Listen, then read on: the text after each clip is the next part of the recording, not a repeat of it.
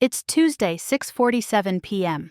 The golden light of the setting sun slips through the kitchen blinds, casting stripes across the counter. Maya leans against the worn laminate, scrolling through her phone. She hovers over the Order Now button on the food delivery app. It's only $12. Barely more than if I cooked, she thinks. Do I really want to do this? The fridge hums softly behind her, half empty, holding ingredients she hasn't touched all week. The smell of the leftover pasta in the corner makes her stomach tighten. Her thumb hovers. I'm tired. I don't feel like chopping, washing, cleaning. This is fine. It's fine. She clicks Add to Cart, pausing just long enough to glance at the balance in her bank app. A small frown forms.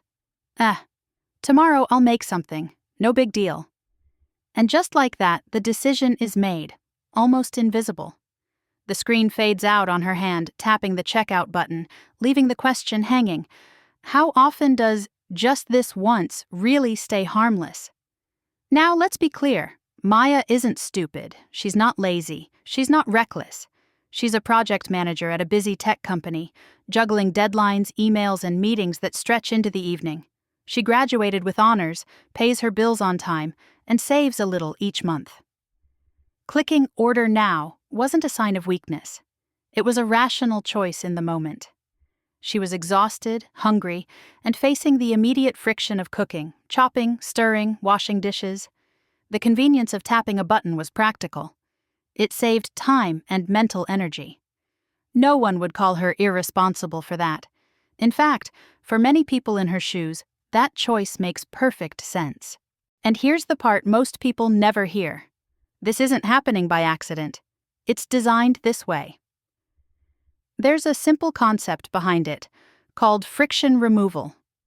In plain language, friction is anything that slows you down or makes you think twice. And modern money systems are built to remove as much friction as possible from spending. Think back to Maya on Tuesday at 6:47 p.m. No cooking, no cleanup, no decision fatigue, just one tap, then another, then silence. That's not convenience by chance. That's a system carefully engineered to make spending feel effortless and painless. Food delivery apps, for example, don't just charge for food. They add markups, service fees, delivery fees, and tips, often pushing the final price 20% or more above what the same meal costs in person. But those costs are broken into small pieces, so your brain never feels the full hit at once. When friction disappears, spending increases. Not because people are careless, but because easy spending bypasses the pause where better decisions usually happen. So when Maya tapped Order Now, she wasn't failing at money. She was doing exactly what the system was built to encourage. And once you see that, the story changes from, "What's wrong with me?" to, "Oh, this was set up." And Maya's experience isn't unique to food. This convenience trap appears across almost every industry you interact with. Take streaming services, for example. A single subscription might be $10 a month, but the average household now pays for over 5 subscriptions, which quietly adds up to $600 a year. Most people don't notice because the charges are small and automatic. Then there's grocery delivery. The convenience of having food show up at your door can cost $5 to $10 extra per order, and those fees add up quickly. Studies show households using delivery apps spend $1,500 more per year than those shopping in-store. Even coffee and snacks fall into the trap. A $4 latte doesn't feel like much, but buying it 3 times a week is over $600 a year, and the costs are buried in tiny, repeated purchases. And services like laundry, cleaning, or meal prep kits are another example. They save time, but markup prices often exceed 30% above doing it yourself, quietly draining your budget without a single ouch moment. The pattern is clear. The system is everywhere, subtle, and engineered to make spending feel frictionless, even while it steadily erodes your money.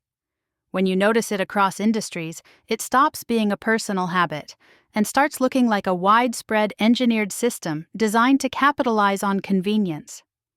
Let's put this into numbers that might feel familiar to you.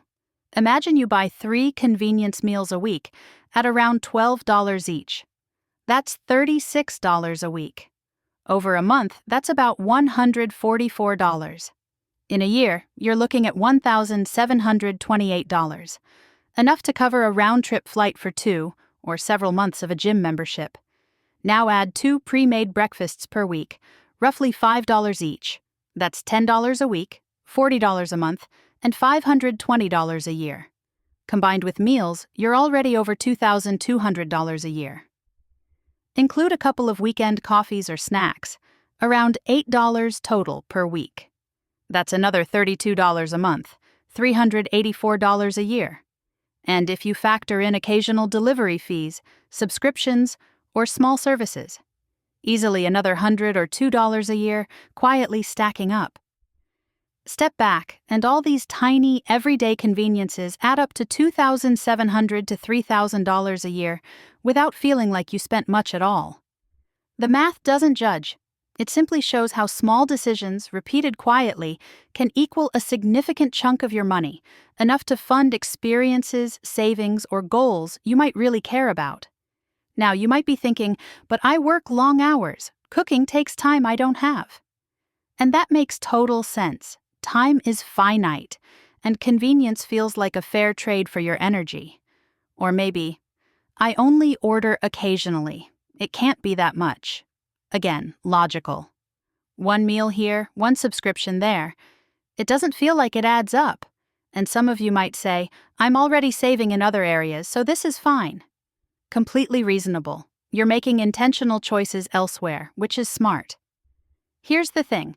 None of these objections are signs of failure. They are exactly why the system works. Small, repeated conveniences slip by unnoticed, quietly accumulating into thousands of dollars a year. The goal isn't perfection, it's awareness. It's noticing where convenience is costing more than we realize, and choosing intentionally, without judgment, without stress. Here's something most people don't notice.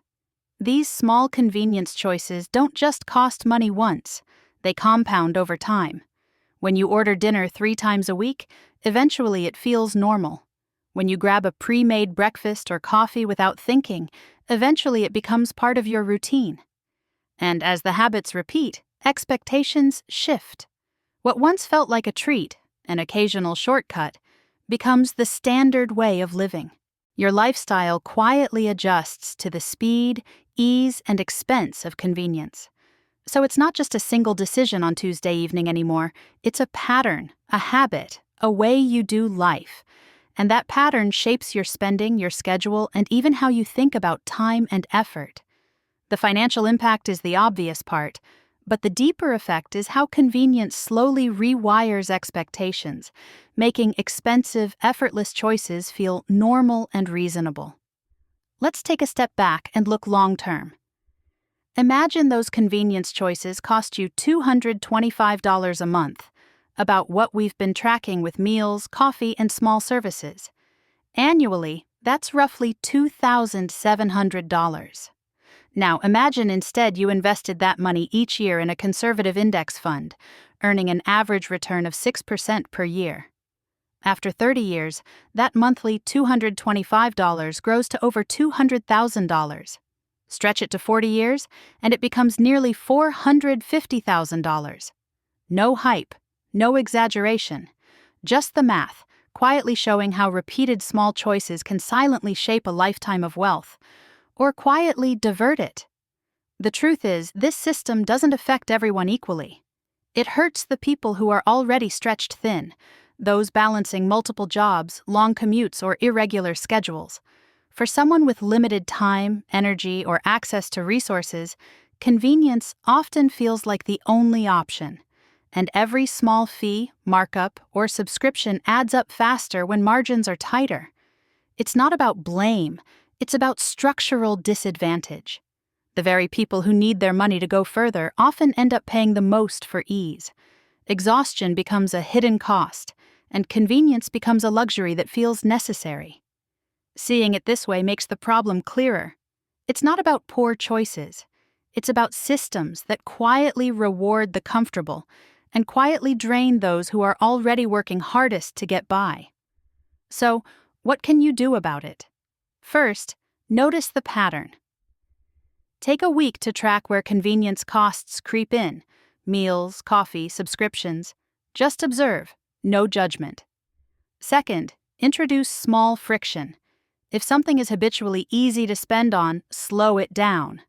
Add a 10-second pause, a comparison, or a simple question. Do I really need this now?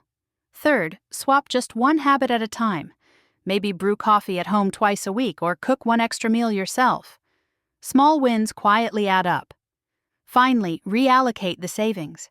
Even modest amounts, $20 or $50 a week, can be moved toward goals, investments, or experiences. You'll see the effect accumulate over time. These aren't dramatic overhauls. They're gentle, realistic steps that let you reclaim agency without guilt or stress. Think back to the old story. You saw yourself as the person who spends on convenience, who can't control small choices, who lets money quietly slip away. Now, with a little perspective, the story changes. You are not careless. You are someone navigating a system designed to make spending effortless. You make logical decisions in real time, under real constraints. You are the same person, but with a new understanding. Those repeated conveniences aren't a flaw. They're a pattern created by circumstance and design. And knowing that changes how the small decisions feel. Not because you have to be perfect, but because you can see the system clearly, notice your habits, and choose with awareness. The choice now isn't about guilt. It's about clarity. We return to Maya, back in her kitchen, sunlight fading behind the blinds. She scrolls through her phone again, thumb hovering over the Order Now button. This time, there's no panic, no guilt, just a moment of awareness. She sees the pattern, sees the costs, and understands why it feels so easy to spend this way. She doesn't need to change everything. She doesn't need a perfect plan. She simply notices. She weighs her options. And in that quiet observation, she gains clarity. The system still exists, still nudges toward convenience. But now, Maya's choices are informed, not automatic. And that understanding, simple, calm, without blame, changes the relationship she has with her money, her habits, and even herself. The screen lingers on her hand, pausing over the button, leaving the quiet question for anyone watching. How will you choose now that you see the pattern? I'm Rose, and I spend a lot of time thinking about how money works, so you don't have to. If this video helped you see the small patterns in a new way, consider liking or subscribing, just so we can explore these ideas together in the future. No rush, no hype, just thoughtful conversations about money, habits, and how small choices quietly shape our lives. Thanks for watching, and I'll see you in the next one.